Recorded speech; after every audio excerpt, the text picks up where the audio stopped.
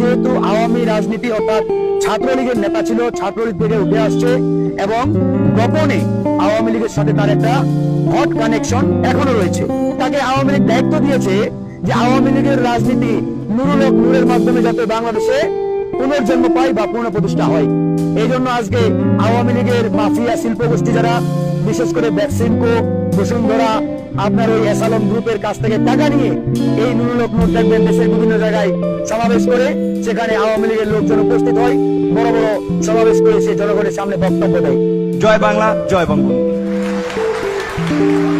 আপনারা দেখেছেন যে আমার পরিবারের, আমি আশা করি যে মাননীয় প্রধানমন্ত্রীর কাছে আমার পরিবারের সকলের মোটামুটি একটা তথ্য আছে। সেখানে দেখেছেন যে আমার পরিবার আসলে মানে পুরো পরিবারে ছিল আওয়ামী ব্যাকগ্রাউন্ডের, কিন্তু তার যে আমার ছাত্রলীগের ভাই বন্ধুরাও কেন যেন আমাকে আসলে জামাত শিবির বানানোর জন্য তারা খুব একটি অপপ্রচার করেছিল। তাদের ছাত্রলীগের এতগুলো এরকম একটা পোস্টে থাকা।